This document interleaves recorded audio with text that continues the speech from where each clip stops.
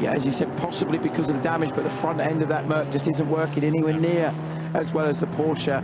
And it's just the fact that Yannick is being so clever with where he's putting his car, driving it quickly enough, but he's really being intelligent with where he goes. So with 8 minutes remaining, this is about as tense as it gets, as the traffic is right in the way of the battle, and they're going to end up with 3 abreast, I think, 4 abreast. Now look at Lau going around the outside. Can he make that one stick?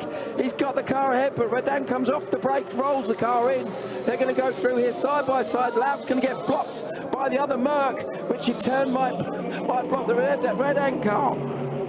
So one Merc doing the other Merc a massive favour. They're not in the same team, but those at Ajith Red Ant Racing have suddenly become a massive Get Speed fan as well. Lau nearly drills into the back of the red and white Mercedes. Also the RPM Racing Porsche is trying to stay out of it actually, but was almost actively involved. He's got to clear it. He's cleared it. I was going to say, if he didn't clear that other car, now that's massively helped Ajith Kumar. He's letting the car. He's not. The Ajith car. He's past him now, is Lau, but the cynic might say that actually Osika just eased off the throttle a little bit to make that job a tad easier for Yannick Redond. I'm not sure how much Get Speed know about this being the GT3 Pro-Am fight. They're still on course for 2nd place in GT3 Am, by the way. Up towards Le Com they go. We are running out of laps here and running out of opportunity for Manuel Lau. That was a great chance. He was past him, of course, going into the chicane. He was actually leading Pro-Am for the space of 1 corner. Look how much the conditions are changing as well. Look at the you know, we're getting a bit of a dry line in certain places, but this is the worst kind of transition for any driver, because it's literally where it goes from being wet to dry. There's a point where it goes slower and it's kind of super greasy before it actually gets a proper dry line. So what Yannick Redon's got to hope is that he's got just enough of a buffer now that he can just keep driving he drive his own line, basically, not having to drive defensively. That will allow Lau to get onto the back of him very easily. It's a little bit more traffic ahead. It looks like the Ligier is here. Once again, Lau is so quick through this last part of the lap, into sort of the end of Sector 2, beginning of Sector 3. Poor old Ajith, he needs to lie down, doesn't he? He's just trying his hardest to look cool. Well, he does look cool. He always looks cool, but it's just inherent. I don't care even who now. you are, whether you've been racing 5 minutes or 50 years. This is what it's for, is this kind of action, isn't it? And that's why Ajith is an immediate kind of, you know, he's addicted to this stuff. He's still fairly new to the racing scene, but get used to this, Ajith. You're going to have many more weekends of it. It is literally nail-biting stuff. And what has Manuel Lau he runs wide. Got up his sleeve this time around? There was a little bit of a wide run coming out of Blanchimont, but I don't think Manuel's going to be close enough this time. If Yannick can stop the car, there's contact again. Contact again, but it didn't spin the Mercedes, so they'll still stay nose to tail. And Yannick and Ajith Redon can't watch anymore. There's something else hanging off the car. I think he's been hit where he's been hit behind. Is he going to hit as well as GT cars? Can you tell? You can see that, can't you? Hyundai's run the Nordschleife, so yes, he's having to maybe adopt that style of racing. A few more segments of the Mercedes from Ajith Red Ant Racing are starting to detach. I don't think that was the ideal run onto the Kemmel this time for the Belgian, so Manuel Lau has got a much better momentum. He's in the draft. Which side is he going to go, though? Because the Mercedes is sort of committed to the outside, to the inside. Manuel Lau leaves his braking to the last possible moment, but again, the Mercedes driver has done a good job in holding the pace of the chasing Porsche. There is literally nothing in it between these two drivers. They've both got strengths and weaknesses on this lap. This is where we've sometimes seen the Merc have a bit of a struggle, but he's done it very neatly there. As you said, Johnny, I think he's starting to drive a little bit more about backing up Lau than he is necessarily trying to drive away from him, because I think he realises that he's got such a wounded car, and Lau's car is so strong, and Lau himself is very strong, of course, that it's only really going to be a mistake or traffic that I think could switch this over, because the two of them are so equally matched in how they're playing this game of cat and mouse, and it's really working out to be an absolutely sensational end to what's already been a fabulous race. To me, Lauk's got two opportunities, two good chances around each and every lap. They are into Les Combes at the end of the Kemmel Straight and then into the final chicane. And we're about to arrive on the scene there, but it all depends on the momentum that Lauk might be able to get out of Campus this corner, out of curve Paul Frere, and he just needs to be a couple of car lengths back to then be sucked in by the Mercedes and hopefully draw level with it in the braking area. But the car placement from Yannick Redon has been absolutely resplendent to this point. Danger is Salmon Vega's getting sucked into this as well, because the two cars ahead of him are going nowhere near as quickly as the McLaren. Again, wide from Yannick Redon, so surely Lauk can draw level. No, he can't quite, and the main reason he didn't do that is because of the Porsche Cup car trying to the outside line now. The Cup car from Seb Lejeune might make it three abreast, not quite.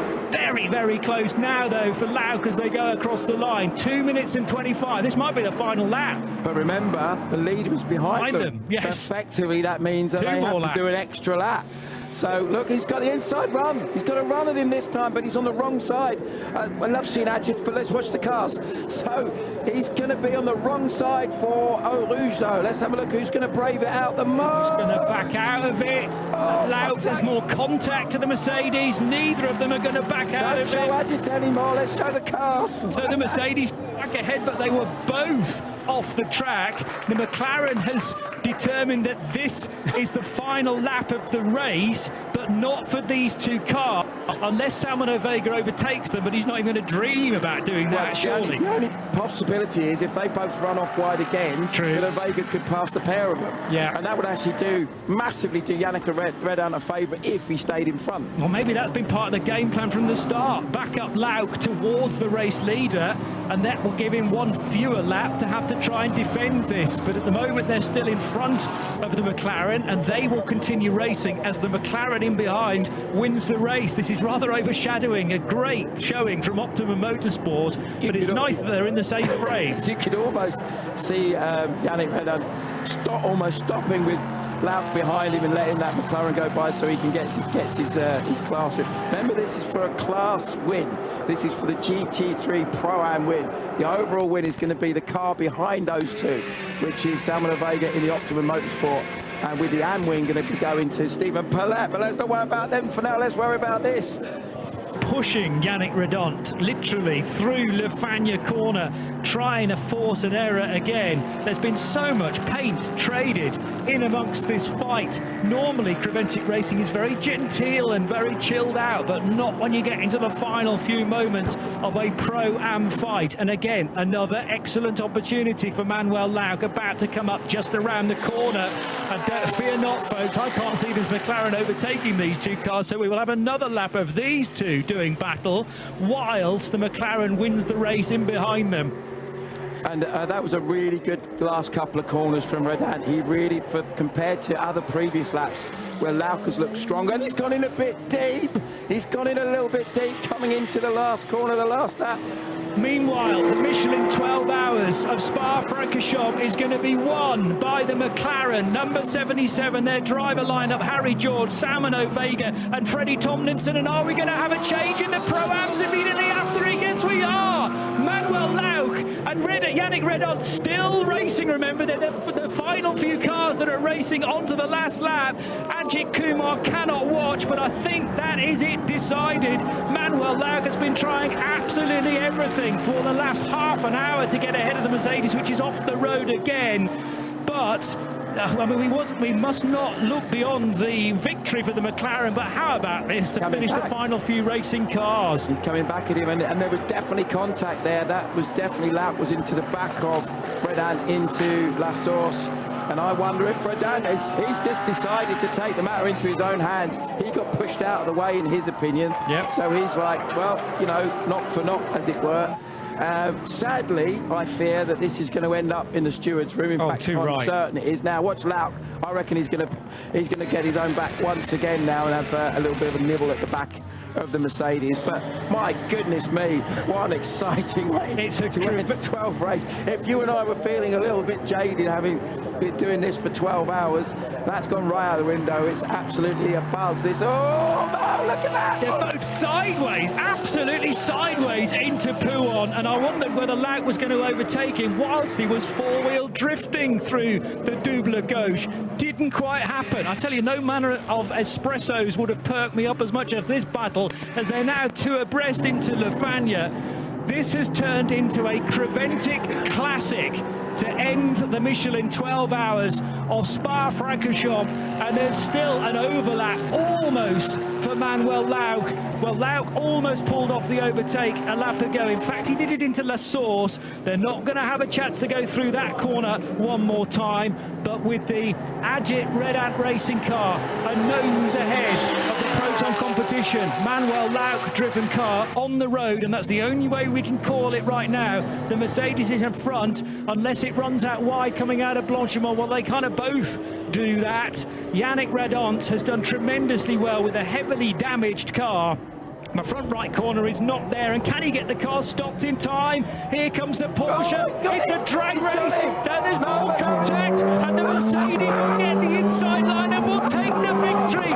Unbelievable finish here in Spa-Francorchamps to win the Pro-Am category in the GT3. That could have been taking place at Daytona or the Nürburgring or the Le Mans 24 hours. Reminds me a great deal of Corvette versus Aston from what was that, 2017 or something. Hardly any of those race cars left. Lauk led at the final corner. They were then both off the track, and the Mercedes got back in front for Yannick Redant. Well, on the road, and as I say, that's the only way we can call it, the 93 car of Ajith Kumar, Kobe de Broeke, Ayrton Redant, Yannick Redant are victorious, but who knows what the final result will be.